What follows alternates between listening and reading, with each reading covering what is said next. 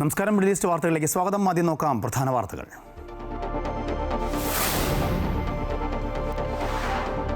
India Saudi പരസ്പര സഹകരണം വർദ്ധിപ്പിക്കാൻ ധാരണ. ഡൽഹിയിൽ സൗദി വ്യവസായ മന്ത്രി കേന്ദ്ര വ്യവസായ വാണിജ്യ മന്ത്രിമാരുമായി കൂടിക്കാഴ്ച നടത്തി. ആരോഗ്യ, കാർഷിക, ഓട്ടോമൊബൈൽ രംഗത്തെ സഹകരണം മെച്ചപ്പെടുത്തും. യുഎഇയിലെ പ്രവേശന താമസ നിയമങ്ങൾ ലംഘിക്കുന്നവർക്കെതിരെ കർശന നടപടി തുടരുന്നു. പരിശോധനയിൽ 6000 പേർ പിടിയിൽ. കുവൈറ്റിൽ സർക്കാർ മേഖലയിൽ ജോലി ചെയ്യുന്ന പ്രവാസികളെ പിരിച്ചുവിടാൻ നീക്കം. സേവന കരാർ ഈ വർഷം മാർച്ച് 31 ശേഷം പുതുക്കി നൽകില്ല.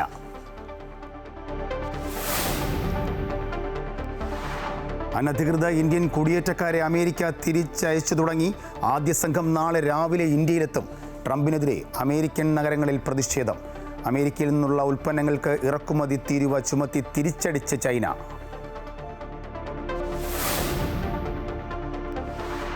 പ്രതിഷേധങ്ങൾക്കിടയിലും കിഫ്ബി റോഡുകൾക്ക് ടോൾ പിരിക്കാനുള്ള നീക്കവുമായി സംസ്ഥാന സർക്കാർ. യൂസർ ഫ്രീ എന്ന പേരിൽ ടോൾ പിരിക്കാൻ ആലോചന. മുന്നണിയിലും മന്ത്രിസഭയിലും ചർച്ച ചെയ്ത് പ്രത്യേക നിയമനിർമ്മാണത്തിന് തയ്യാറെടുക്കുന്നു. ജനങ്ങളെ കൊള്ളയടിച്ചാൽ ശക്തമായ പ്രക്ഷോഭം നടത്തുമെന്ന് പ്രതിപക്ഷം.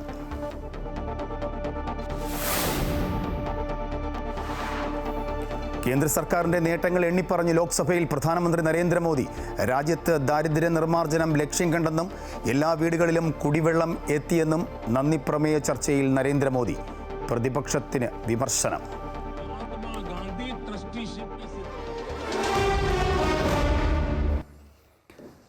വാർത്തകൾ വിശദമായി. സൗദിയും ഇന്ത്യയും പരസ്പര സഹകരണം വർദ്ധിപ്പിക്കാൻ ധാരണ. ഡൽഹിയിൽ നടന്ന ചർച്ചകളിൽ കേന്ദ്രമന്ത്രിമാരായ JP നദ്ദ, HD കുമാരസ്വാമി, പീയൂഷ് ഗോയൽ എന്നിവരുമായി സൗദി വ്യവസായ, ധാതു വിഭവ മന്ത്രി ബന്ദർ അൽ ഖുറൈഫ് നടത്തിയ കൂടിക്കാഴ്ചകളിലാണ് വ്യത്യസ്ത മേഖലകളിൽ ഉഭയകക്ഷി സഹകരണം വർദ്ധിപ്പിക്കുന്നതിനെക്കുറിച്ച് ചർച്ച നടന്നത്. പെട്രോ കെമിക്കൽസ്, രാസവളങ്ങൾ, ഫാർമസ്യൂട്ടിക്കൽസ്, മെഡിക്കൽ ഉപകരണങ്ങൾ, ഹെവി മെഷീനറികൾ, ഓട്ടോമൊബൈൽസ്, സ്പെയർ പാർട്സ് എന്നീ മേഖലകളിൽ സഹകരണം കൂടുതൽ മെച്ചപ്പെടുത്താനാണ് നീക്കം. യുഎഇയിലെ പ്രവേശന താമസ നിയമങ്ങൾ ലംഘിക്കുന്നവരെ പിടികൂടുന്നതിനായി നടത്തിയ പരിശോധനയിൽ 6000 പേർ പിടിയിലായെന്ന് അധികൃതർ.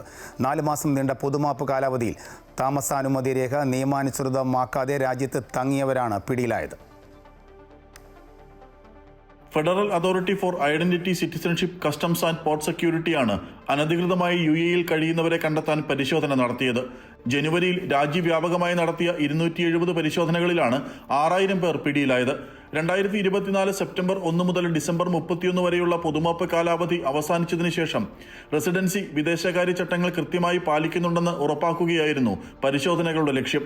കസ്റ്റഡിയിലെടുത്തവരിൽ 93% പേരുടെയും നാടുകടത്തൽ നടപടിക്രമങ്ങൾ പൂർത്തിയായെന്ന് director general major general Suhail Saeed Al Khaili പറഞ്ഞു. നിയമലംഘകർക്ക് പ്രവേശന നിരോധനമില്ലാതെ രാജ്യം വിടാനോ നിയമപരമായി തുടരുന്നതിന് പുതിയ തൊഴിൽ കരാർ നേടാനോ അവസരമൊരുക്കിയാണ് പൊതുമാപ്പ് പ്രഖ്യാപിച്ചത്. നിയമലംഘകരെ പിടികൂടുന്നതിനും നിയമപരമായ നടപടികൾ നടപ്പിലാക്കുന്നതിനുമായി എല്ലാ എമിറേറ്റുകളിലും പ്രത്യേക സംഘങ്ങൾ തീവ്രമായ പരിശോധനകൾ നടത്തിവരികയാണ്. കുറ്റവാളികളോട് ഒരു വിട്ടുവീഴ്ചയും കാണിക്കില്ലെന്നും നിയമലംഘകർക്കും അവരുടെ താമസത്തിന് സൗകര്യമൊരുക്കുന്നവർക്കുമെതിരെ നിയമ നടപടികൾ സ്വീകരിക്കുമെന്നും അധികൃതർ വ്യക്തമാക്കി. Amrita news, Dubai.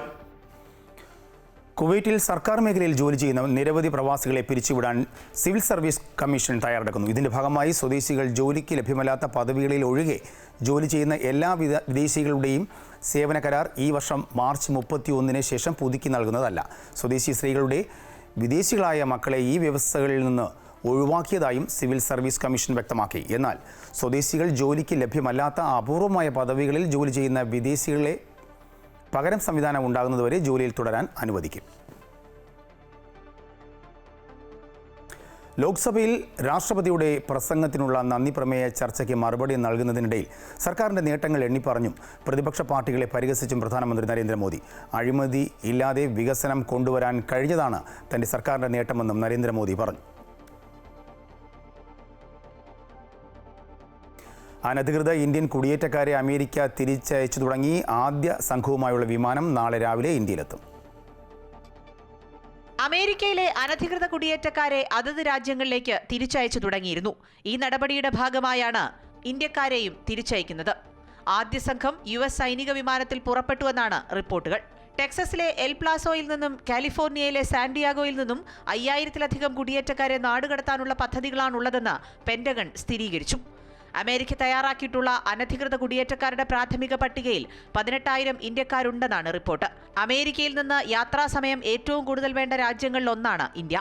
7.25 ലക്ഷം ഇന്ത്യക്കാർ യുഎസിൽ അനധികൃതമായി താമസിക്കുന്നുണ്ടെന്നും റിപ്പോർട്ടുകളുണ്ട്.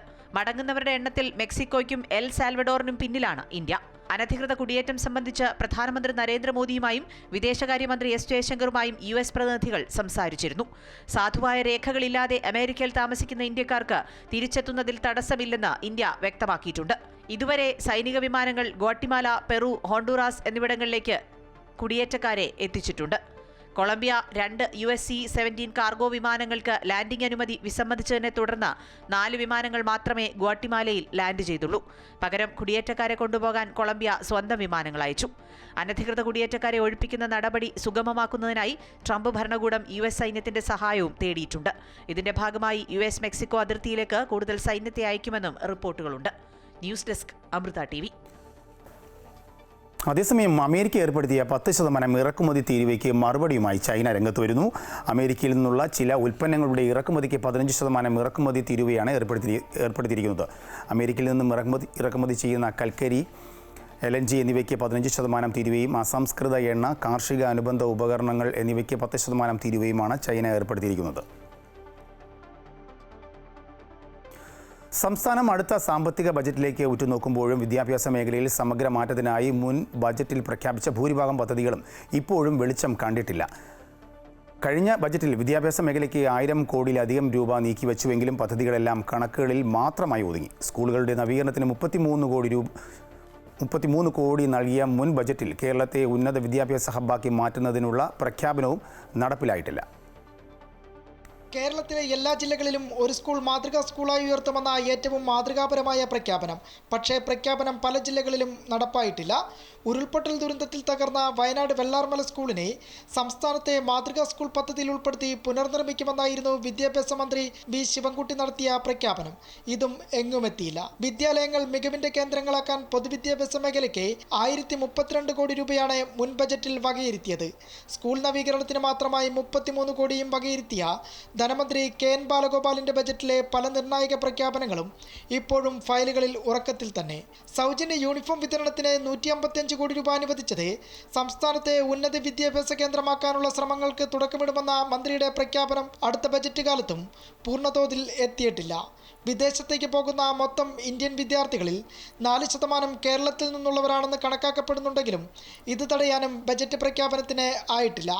കൊഴിഞ്ഞുപോക്ക് തടയാൻ ഈ മേഖലയിലെ വൈദഗ്ധ്യം പ്രയോജനപ്പെടുത്തുന്നതിന് പ്രവാസി അക്കാദമിക് വിദഗ്ധരെ ഉൾപ്പെടുത്തി ടാസ്ക് ഫോഴ്സ് രൂപീകരിച്ച് Europe, US, middle east, Singapore എന്നിവിടങ്ങളിൽ പ്രാദേശിക കോൺക്ലേവുകൾ എന്ന പ്രഖ്യാപനവും കാര്യക്ഷമമായി നടപ്പിലാക്കിയിട്ടില്ല.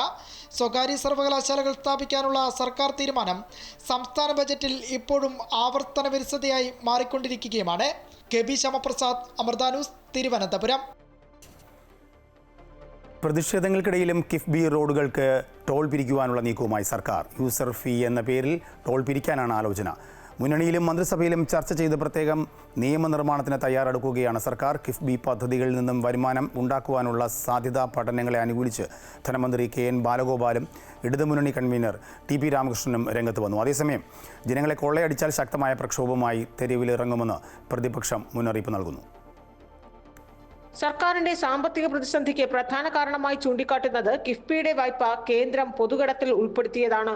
ഇതിനെതിരെ നിരന്തരം പ്രതിഷേധമുയർത്തിയിട്ടും കേന്ദ്ര നിലപാടിൽ മാറ്റമുണ്ടാകില്ലെന്ന ബോധ്യത്തിലാണ് മറ്റു വരുമാന മാർഗങ്ങളെക്കുറിച്ച് സർക്കാർ ആലോചിക്കുന്നത്.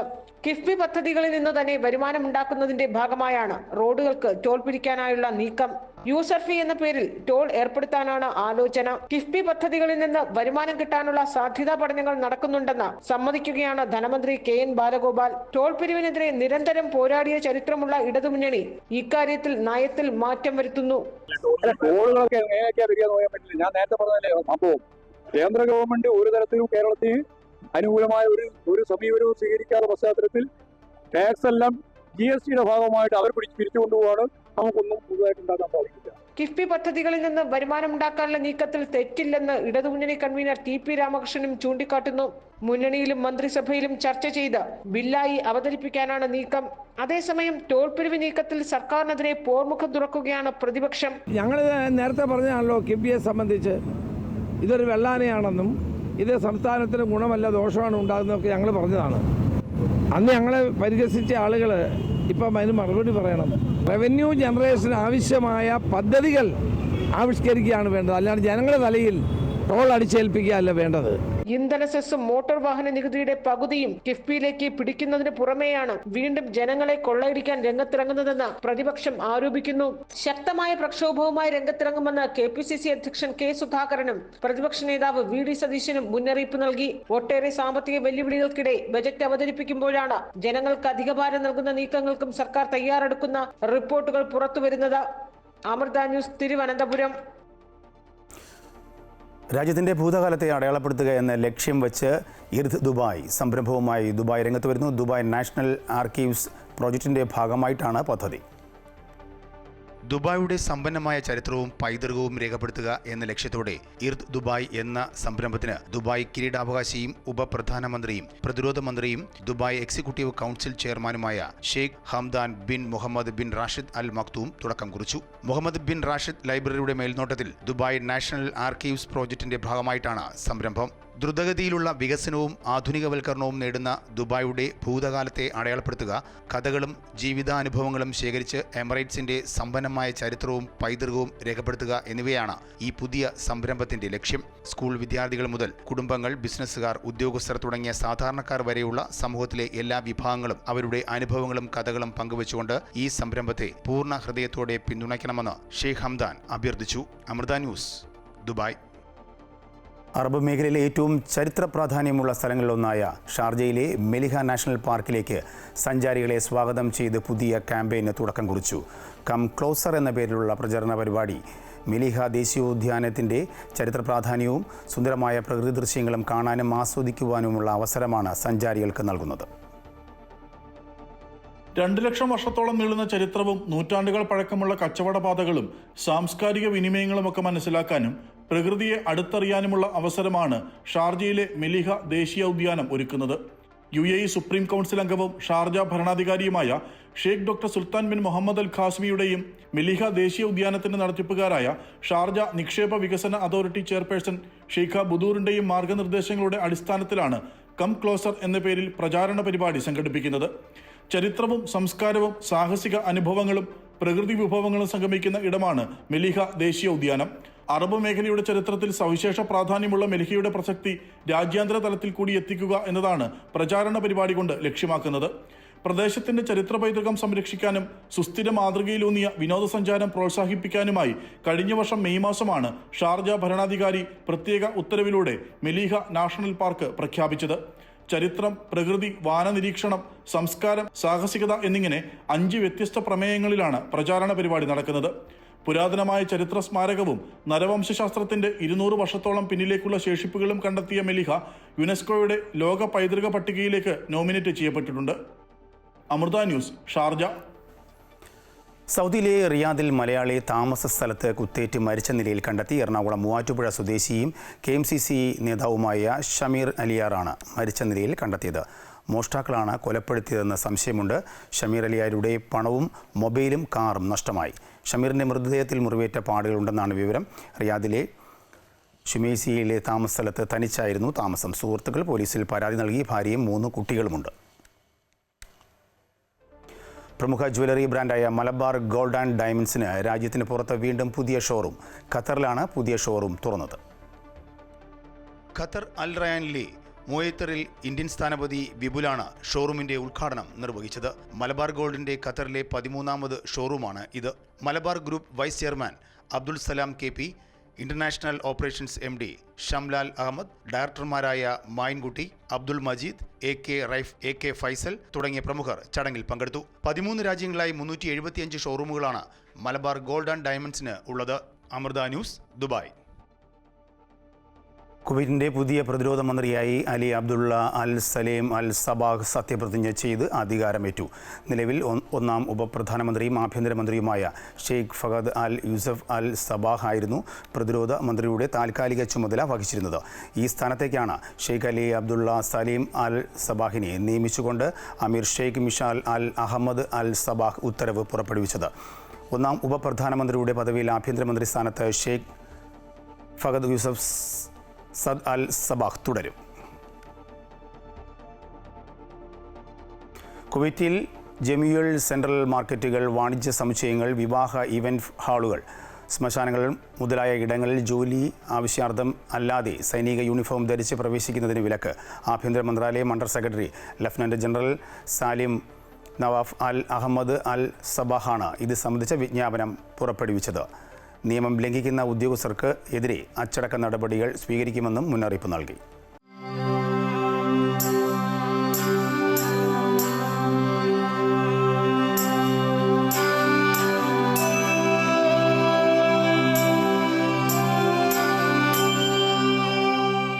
ദക്ഷിണ ഭാരത പര്യടനത്തിന് തുടക്കം കുറിച്ച് സദ്ഗുരു ശ്രീ മാതാ അമൃതാനന്ദമയി ദേവി തിരുവനന്തപുരത്തെത്തും.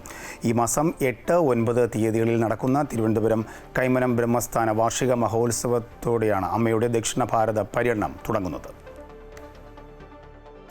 ഒരുക്കങ്ങളെല്ലാം പൂർത്തിയാക്കി അനന്തപുരി കാത്തിരിക്കുകയാണ് അമ്മയുടെ വരവിനായി.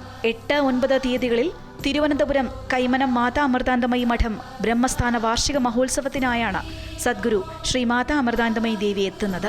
മഹോത്സവത്തിന്റെ ഭാഗമായി 2 ദിവസവും അമ്മയുടെ നേതൃത്വത്തിൽ ധ്യാനവും ഭജനയും സത്സംഗവും ഉണ്ടാകും. ബ്രഹ്മസ്ഥാന വാർഷിക മഹോത്സവത്തിനെത്തുന്ന മുഴുവൻ ഭക്തർക്കുമായി വിപുലമായ സംവിധാനങ്ങളാണ് ഒരുക്കിയിട്ടുള്ളതെന്ന് മാതാ അമൃതാനന്ദമയി മഠം കൈമനം മഠാധിപതി സ്വാമി ശിവാമൃതാനന്ദപുരി പറഞ്ഞു. എല്ലാവരെയും ഇവിടെ ബ്രഹ്മസ്ഥാന ക്ഷേത്ര സംഘത്തിൽ ക്ഷണിക്കുന്നു. 5 കൊല്ലത്തിന് ശേഷം ആദ്യമായിട്ടാണ് അമ്മ ഒരു പൊതുപരിപാടിയിൽ ഇന്ത്യയിൽ പങ്കെടുക്കുന്നത്. കേരളത്തിൽ തിരുവനന്തപുരത്ത് മാത്രമാണ് ഇപ്രാവശ്യം അമ്മ നമുക്കൊരു അവസരം തന്നിട്ടുള്ളത്. അപ്പോൾ പരമാവധി എല്ലാവരും ഇതിൽ പങ്കെടുക്കാനും ഈ പൂജയിൽ പങ്കെടുക്കാനും അഭ്യർത്ഥിക്കുന്നു. ഈ ഒരു ദിവസം നടക്കുന്ന എല്ലാ പൂജകളുടെയും ഹോമങ്ങളിലും അവരവരുടെ പേര് ചൊല്ലി അതിൻ്റെ പൂജാ പ്രസാദം ഉദയാസ്തമന പൂജ എന്നുള്ള രീതിയിൽ ചെയ്തിട്ട് അതിൻ്റെ പ്രസാദം വൈകുന്നേരം അമ്മയുടെ നേരിട്ട് വാങ്ങിക്കാനുള്ള അവസരമുണ്ട്.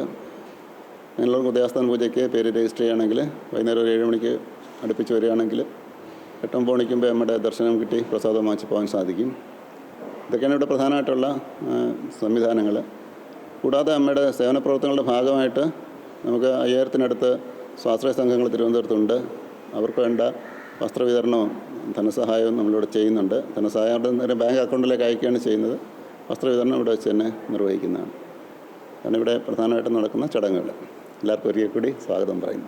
മഹോത്സവത്തിനെത്തുന്ന മുഴുവൻ ഭക്തർക്കും അമ്മ ദർശനം നൽകും. ഭക്തർക്കായി ഗതാഗത, ഭക്ഷണ, താമസ സൗകര്യങ്ങൾ ഒരുക്കിയിട്ടുണ്ട്. വിശാലമായ പന്തലിൻ്റെ പണി ഏകദേശം പൂർത്തിയായി കഴിഞ്ഞു. 10,000-ഓളം പേർക്ക് ഇവിടെ ഇരിക്കാനുള്ള സംവിധാനം നമ്മൾ ചെയ്തിട്ടുണ്ട്. ഇതുകൂടാതെ എത്രയും പേർക്കുള്ള ഭക്ഷണം കഴിക്കാനുള്ള സൗകര്യം നമ്മൾ അന്നക്ഷേത്രത്തിൽ ചെയ്യുന്നുണ്ട്. അവർക്ക് പാചകം ഇവിടെ തന്നെയാണ് ചെയ്യുന്നത്. അതിനുള്ള സൗകര്യങ്ങളും അടുക്കളയും സാധനങ്ങളൊക്കെ ഒരുങ്ങിക്കഴിഞ്ഞു. പിന്നെ ഇതിന് വേസ്റ്റ് മാനേജ്മെൻറ്റ് ചെയ്യാൻ പ്രത്യേകം നമ്മളൊരു വിഭാഗം ഉണ്ടാക്കിയിട്ടുണ്ട്. അത് വേസ്റ്റെല്ലാം സോർട്ട് ചെയ്ത് അതായത് സെക്ഷനിലേക്ക് നമ്മൾ അയച്ചു കൊടുക്കുന്നതാണ്. ഇവിടെ സോർട്ട് ചെയ്യാൻ സംസ്കരിക്കാൻ പറ്റുന്ന ഇവിടെ തന്നെ സംസ്കരിക്കും. പുറത്ത് പ്ലാസ്റ്റിക്കും മറ്റും പുറത്ത് കൊടുക്കാനാണ് വിചാരിക്കുന്നത്. അതാണ് സംവിധാനം ഒരുക്കിയിട്ടുള്ളത്. ഇപ്പം സാധാരണ അമ്മയുടെ ഒരു പരിപാടി കഴിഞ്ഞാൽ അവിടെ വേസ്റ്റിൻ്റെ അംശം മൂലം ഇവിടെ ഉണ്ടാവില്ല. അത് ഇവിടെ ആ രീതിയിൽ തന്നെ ചെയ്യാൻ ഉദ്ദേശിക്കുന്നു. ബ്രഹ്മസ്ഥാന മഹോത്സവത്തിൽ പങ്കെടുക്കാനെത്തുന്ന അമ്മയെ പൂർണ്ണ കുംഭം നൽകി വരവേൽക്കും. 2 ദിവസവും വിശേഷാൽ പൂജകളും നടക്കും. അമൃത ന്യൂസ്, തിരുവനന്തപുരം. 5 വർഷങ്ങൾക്ക് ശേഷം അമ്മ തിരുവനന്തപുരത്ത് വരുമ്പോൾ ഏറെ ആഹ്ലാദത്തോടെയാണ് കാത്തിരിക്കുന്നതെന്ന് മുൻ പ്രതിപക്ഷ നേതാവ് രമേശ് ചെന്നിത്തല. അമ്മയുടെ ദർശനം കാത്തിരിക്കുന്ന ആയിരങ്ങൾക്ക് പുണ്യവും സമൂഹത്തിന് കരുത്തും നാടിന് ആനന്ദവും ഉണ്ടാകുമെന്നും രമേശ് ചെന്നിത്തല പറഞ്ഞു. കോവിഡ് എന്ന മഹാമാരിക്ക് ശേഷം അമ്മ മറ്റ് സ്ഥലങ്ങളിലേക്ക് പോവുകയും ഭക്തജനങ്ങൾക്ക് ദർശനം നടത്തുകയും ചെയ്യുന്ന പരിപാടികൾ നടത്താറില്ലായിരുന്നു. 5 വർഷങ്ങൾക്ക് ശേഷം അമ്മ ഇപ്പോൾ തിരുവനന്തപുരത്ത് വരികയാണ്. അമ്മയുടെ ദർശനം കാത്തിരിക്കുന്ന ആയിരങ്ങൾ ലോകത്തിൻ്റെ പല ഭാഗത്തുമുണ്ട്. തീർച്ചയായിട്ടും ഈ സന്ദർശനം ഫലപ്രദമാകും. അമ്മയിൽ വിശ്വസിക്കുന്ന ആളുകൾക്ക് ഒരു അനുഭൂതിയാകും, നമ്മുടെ സമൂഹത്തിന് ഒരു കരുത്താകും, നമ്മുടെ നാടിന് ഒരു ആഹ്ലാദമാകും. മാത്രമല്ല നമുക്ക് മാത്രമല്ല ഇന്ത്യയിലും ലോകത്തിലും എവിടെയുമുള്ള അമ്മയുടെ ശിഷ്യഗണങ്ങൾ ഇതിൽ സന്തോഷിക്കുന്നു. സമൂഹത്തിനും നാടിനും നിരവധിയായ ജീവകാരുണ്യ പ്രവർത്തനങ്ങളിലൂടെ സഹായങ്ങൾ നൽകുന്ന ഒരു മഹാപ്രസ്ഥാനമായി ഇന്ന് അമ്മ മാറിക്കഴിഞ്ഞിട്ടുണ്ട്. കോവിഡ് ഉണ്ടായപ്പോഴും അതോടൊപ്പം തന്നെ സുനാമി ഉണ്ടായപ്പോഴും പാവപ്പെട്ടവർക്ക് ദുരിതമുണ്ടാകുമ്പോഴും അമ്മയുടെ സഹായഹസ്തങ്ങൾ എത്തിച്ചേരാറുണ്ട്. തീർച്ചയായിട്ടും ഈ സന്ദർശനം ലോക സമാധാനത്തിനും ശാന്തിക്കും മനുഷ്യരുടെ നന്മയ്ക്കും വേണ്ടി ഉപകരിക്കട്ടെ എന്ന് ആത്മാർത്ഥമായി ആശംസിക്കുന്നു. നമസ്കാരം. ജയ് ഹിന്ദ്. വിശ്വസ്നേഹം ലോകമെമ്പാടും വാരി വിതറുന്ന വിശ്വമാതാവായ അമ്മയെ കാണാൻ വർഷങ്ങൾക്ക് ശേഷം തിരുവനന്തപുരം നിവാസികൾക്ക് അവസരം ലഭിക്കുന്നത് സുഹൃതമായി കരുതുന്നുവെന്ന് നടൻ കൊല്ലം തുളസി അമ്മയുടെ വരവിനായി കാത്തിരിക്കുകയാണെന്നും കൊല്ലം തുളസി പറഞ്ഞു. നമ്മൾ കുറേ കാലങ്ങളായി, കുറേ വർഷങ്ങളായി നമ്മൾ കാത്തിരുന്ന ആ സുദിനം ഇപ്പോൾ വന്നു ചേരുകയാണ്. 5 വർഷങ്ങൾക്ക് മുമ്പാണ് അമ്മ തിരുവനന്തപുരത്ത് നമ്മളെയൊക്കെ കാണാൻ വന്നിരുന്നതെന്നുള്ള അറിയോ ഓർക്കുമല്ലോ. ഇപ്പോൾ അമ്മ ഇതാ നമ്മുടെ മുമ്പിൽ എത്തുകയാണ്. വിശ്വമാതാവായ ശ്രീ മാതാ അമൃതാനന്ദമയി ദേവിക്ക് ഒരു ആമുഖത്തിൻ്റെ ഒന്നും ആവശ്യമില്ല. അമ്മ ഇന്ന് വിശ്വത്തിൻ്റെ അമ്മയാണ്. ഈ വിശ്വത്തിലുള്ള എല്ലാവരും അമ്മയുടെ മക്കളുമാണ്. അങ്ങനെ വിശ്വസ്നേഹം ലോകത്തെമ്പാടും വാരി വിതറിക്കൊണ്ടിരിക്കുന്ന അമ്മയെ വീണ്ടും ഒരിക്കൽ കൂടി അടുത്ത് കാണുവാനും അനുഗ്രഹങ്ങൾ കിട്ടുവാനുമുള്ള സന്ദർഭം ഇതാ വന്നിരിക്കുകയാണ്. നമ്മൾ എത്രയോ കാലങ്ങളായി കാത്തിരിക്കുകയാണ്, ഞാനും നിങ്ങളും എല്ലാം. അമ്മയുടെ പാദങ്ങളിലൊന്ന് നമസ്കരിക്കുവാൻ, അമ്മയുടെ പാദങ്ങളിൽ നമ്മുടെ വേദനകളായിട്ട് ഇറക്കി വെക്കുവാൻ, അമ്മയെ ഒന്ന് തൊട്ട് തലോടുവാൻ ഒക്കെ നമ്മൾ കാത്തിരിക്കുകയാണ്. ഒരു കണക്ക് ആലോചിച്ചാൽ നമ്മളൊക്കെ എത്ര ഭാഗ്യവാന്മാരാണ്. അമ്മ ജീവിച്ചിരിക്കുന്ന, ഈ വിശ്വമാതാവ് ജീവിച്ചിരിക്കുന്ന, ഈ വിശ്വജനനി ജീവിച്ചിരിക്കുന്ന ഈ കാലഘട്ടത്തിൽ ജീവിക്കുവാനും അമ്മയെ കാണുവാനും അമ്മയോടൊത്ത് പെരുമാറുവാനും അമ്മയോടൊത്ത് സംസാരിക്കുവാനും അമ്മയുടെ ആശീർവാദങ്ങൾ ഏറ്റുവാങ്ങാനും ഒക്കെ നമുക്ക് സന്ദർഭം കിട്ടിയത് സുഹൃതികളായതുകൊണ്ടാകാം നമ്മളൊക്കെ എന്നാണ് ഞാൻ വിശ്വസിക്കുന്നത്. ആ അമ്മ ഈ വരുന്ന ഫെബ്രുവരി 8, 9 തീയതികളിൽ തിരുവനന്തപുരം കൈമന ആശ്രമത്തിൽ വരികയാണ്. നമുക്ക് അമ്മയെ നിറഞ്ഞ മനസ്സോടെ, നിറഞ്ഞ കണ്ണുകളോടെ, നിറഞ്ഞ ഹൃദയത്തോടെ സ്വീകരിക്കാം. നമുക്ക് അമ്മയെ വരവേൽപ്പേക്കാം, അമ്മയെ സ്വീകരിക്കാം. അമ്മയെ നമ്മൾ ആഘോഷത്തോടെ, തിമിർപ്പോടെ, ആഹ്ലാദത്തോടെ, എല്ലാ ഐശ്വര്യങ്ങളോടും കൂടി നമുക്ക് സ്വീകരിക്കാം. അമ്മ നിങ്ങൾക്ക് വേണ്ടി കാത്തിരിക്കുന്നു. നിങ്ങൾക്ക് ആശ്വാസമേകാൻ, നിങ്ങൾക്ക് സ്വാതന്ത്ര്യമേകാൻ, നിങ്ങളുടെ ദുഃഖങ്ങൾക്ക് അറുതി വരുത്തുവാൻ, നിങ്ങളുടെ ദുഃഖഭാരം ഏറ്റെടുക്കുവാൻ അമ്മ ഇതാ വരുന്നു. നിങ്ങളെല്ലാവരും കാത്തിരിക്കുക ആ സുദിനത്തിനായി. മലപ്പുറം താനൂർ അമൃത വിദ്യാലയത്തിൻ്റെ വാർഷികം ആഘോഷിച്ചു. മലപ്പുറം സഹോദയ CBC സ്കൂൾ കോംപ്ലക്സിൻ്റെ പ്രസിഡന്റ് M. അബ്ദുൽ നാസർ ഉദ്ഘാടനം ചെയ്തു. പ്രിൻസിപ്പൽ നിരാമയ അമൃത ചൈതന്യ അധ്യക്ഷത വഹിച്ചു. കവിയും പ്രഭാഷകനുമായ കൊല്ലത്ത് മുരളീധരൻ വിശിഷ്ടാതിഥിയായിരുന്നു. പ്രിൻസിപ്പൽ വാർഷിക റിപ്പോർട്ട് അവതരിപ്പിച്ചു. വൈസ് പ്രിൻസിപ്പൽ വിൻസി വെങ്കടേഷ് ചടങ്ങുകൾക്ക് നേതൃത്വം നൽകി.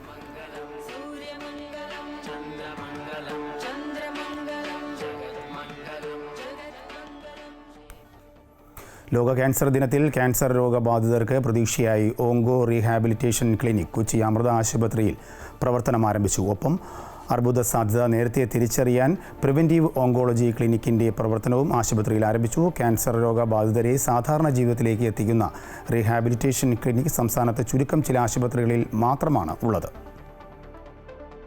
ക്യാൻസർ ചികിത്സയിൽ വലിയ പുരോഗതി ഇന്ന് കൈവരിച്ചിട്ടുണ്ടെങ്കിലും രോഗം പിടിപെട്ടവരെ തിരികെ ജീവിതത്തിലേക്ക് എത്തിക്കുന്നതിന് പല തടസ്സങ്ങളും ഇപ്പോഴും നേരിടുന്നുണ്ട്.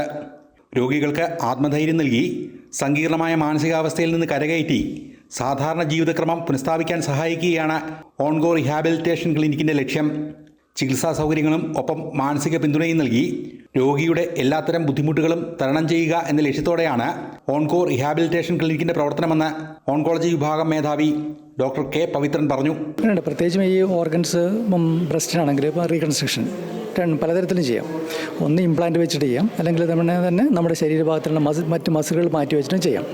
പിന്നെ അതുപോലെ ലിംബാണ്, ഇതിപ്പം നമ്മുടെ കയ്യോ കാലൊക്കെ ആണെങ്കിൽ നമുക്കതിന് ഇന്നിപ്പോൾ ആർട്ടിഫിഷ്യൽ ലിംബ്സ് അവൈലബിൾ ആയിട്ടുള്ളതാണ്. അതും നമുക്ക് ലെങ്ത് അഡ്ജസ്റ്റ് ചെയ്യാൻ പറ്റുന്നതാണ്, അല്ലെങ്കിൽ അതിൻ്റെ മൂവ്മെൻറ്റ് അഡ്ജസ്റ്റ് ചെയ്യാൻ പറ്റുന്ന അങ്ങനത്തെ പലതരത്തിലുള്ള ആർട്ടിഫിഷ്യൽ ലിംബ്സ് ഇന്ന് ലഭ്യമാണ്. ഇതൊക്കെ തന്നെ നമ്മുടെ ഒരു സാധാരണ ജീവിതത്തിലേക്ക് തിരിച്ചു വരാൻ പറ്റുന്ന സൗകര്യങ്ങൾ ഇന്ന് ലഭ്യമാണ്. ഇതോടൊപ്പം പ്രാരംഭ ദിശയിൽ തന്നെ അർബുദ നിർണയം നടത്തി രോഗത്തെ തടയുക എന്ന ലക്ഷ്യത്തോടെയുള്ള പ്രിവെൻറ്റീവ് ഓൺകോളജി ക്ലിനിക്കിൻ്റെ പ്രവർത്തനവും ആരംഭിച്ചു. ഇത് വരുന്നതിന് മുമ്പ് നമുക്കെങ്ങനെ പ്രിവെൻറ്റ് ചെയ്യുക. പ്രിവെൻറ്റീവ് ഓങ്കോളജി അതാണ് നമ്മളുടെ ഇന്നത്തെ അമൃതയിലെ പ്രത്യേകത. നമ്മളതൊരു ക്ലിനിക്കായിട്ട് തുടങ്ങുകയാണ്. എന്ന് വെച്ചാൽ നിങ്ങൾക്ക് ഇപ്പം എല്ലാവർക്കും ഒരു പേടിയല്ലേ, ചോദിക്കാൻ പേടി, ഇത് ക്യാൻസർ ആയിരിക്കുമോ, ഇതായിരിക്കുമോ എന്നെല്ലാവർക്കും ഒരു ഭയമുണ്ട്. നമ്മുടെ ചുറ്റുപാടിൽ ഇപ്പോൾ എല്ലാവർക്കും ആർക്കെങ്കിലുമൊക്കെ ക്യാൻസർ ഉണ്ട്, എന്നാൽ ഇത് എനിക്കും വരുമോ, എനിക്ക് സാധ്യതയുണ്ടോ, എന്താണ് എൻ്റെ ഇതെന്നുള്ളത് ചോദിക്കാനും പറയാനും ഒരു സ്ഥലം. ഒരു പ്രശ്നവും ഇല്ലാത്തവർക്കാണ് സ്ക്രീനിങ്. ഒരു നോർമലായിട്ടുള്ള മനുഷ്യർക്ക് എനിക്ക് എന്തെങ്കിലും സാധ്യത വരാൻ സാധ്യതയുണ്ടോ, അങ്ങനെയുള്ളതാണ് സ്ക്രീനിങ്. നമ്മൾ എത്രത്തോളം നേരത്തെ കണ്ടുപിടിക്കുന്നോ അത്രത്തോളം നല്ലതാണ്. അപ്പം നമ്മൾ ക്യാൻസർ ആവുന്നതിന് മുമ്പ് കണ്ടുപിടിക്കും.